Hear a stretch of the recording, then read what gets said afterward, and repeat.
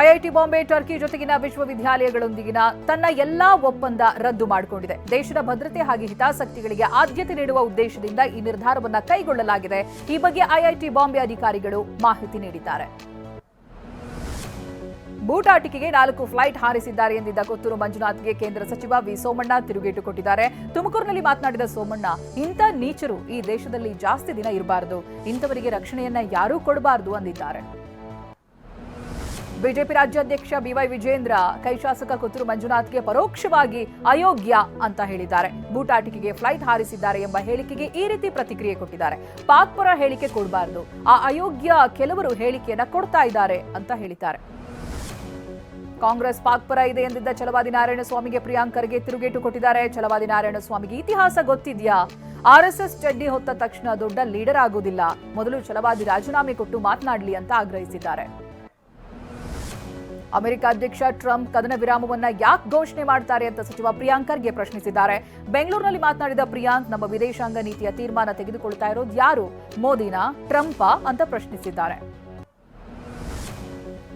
ನಾವು ಆಪರೇಷನ್ ಸಿಂಧೂರ್ ಬಗ್ಗೆ ಮಾತನಾಡಲಿಲ್ಲ ಅಂತ ಪ್ರಿಯಾಂಕ್ ಖರ್ಗೆ ಹೇಳಿದ್ದಾರೆ. ಮುಂದುವರೆದು ಸೋಫಿಯಾ ಕುರೇಶಿ ಬಗ್ಗೆ ಮಧ್ಯಪ್ರದೇಶದ ಸಚಿವರು ಮಾತನಾಡ್ತಾರೆ. ಅವರನ್ನ ಯಾಕೆ ಸಚಿವ ಸಂಪುಟದಿಂದ ವಜಾ ಮಾಡ್ತಾ ಇಲ್ಲ, ಇವರಿಂದ ನಾವು ಕಲಿಬೇಕಾ ಅಂತ ಹೇಳಿದ್ದಾರೆ. ರಾಜ್ಯದಲ್ಲಿರುವುದು ಬೇಜವಾಬ್ದಾರಿ ಸರ್ಕಾರ ಅಂತ ವಿಪಕ್ಷ ನಾಯಕ ಆರ್ ಅಶೋಕ್ ಕಿಡಿಕಾರಿದ್ದಾರೆ. ಸರ್ಕಾರದ ಸಾಧನಾ ಸಮಾವೇಶದ ವಿರುದ್ಧ ಲೇವಡಿ ಮಾಡಿ ಗ್ಯಾರಂಟಿ ಹಣದಲ್ಲಿ ಬೋರ್ ಬಾವಿ ತೆಗೆದಿದ್ದಾರೆ ಅಂತ ಬುರುಡೆ ಬಿಡುವುದು ಇವರ ಸಾಧನೆ ಅಂತ ಹೇಳಿದ್ದಾರೆ.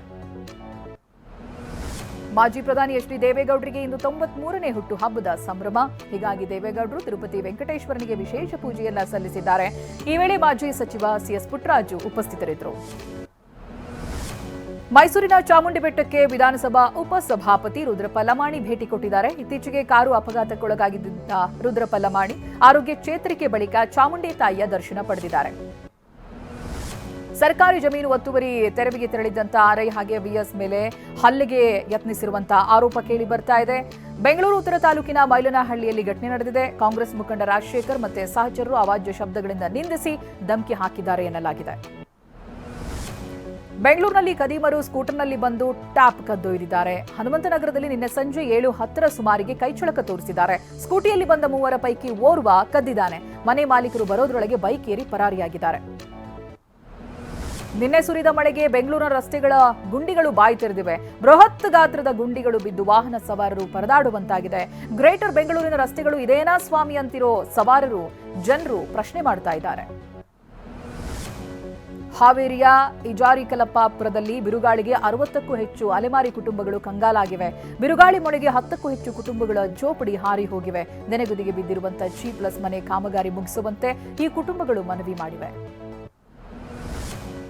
ಹಾಸನ ಜಿಲ್ಲೆಯಲ್ಲಿ ಅರಣ್ಯ ಇಲಾಖೆ ಒತ್ತುವರಿ ತೆರವು ಕಾರ್ಯಾಚರಣೆ ಮಾಡಲಾಗ್ತಾ ಇದೆ. ಚನ್ನರಾಯಪಟ್ಟಣ ಮಡಬಾ ಗ್ರಾಮದಲ್ಲಿ 26 ಎಕರೆ ತೆರವು ಮಾಡಲಾಗಿದೆ. ಅರಣ್ಯ ಇಲಾಖೆ ಅಧಿಕಾರಿಗಳು ಪೊಲೀಸ್ ಬಿಗಿ ಭದ್ರತೆಯಲ್ಲಿ ಕಾರ್ಯಾಚರಣೆ ನಡೆಸಿದರು.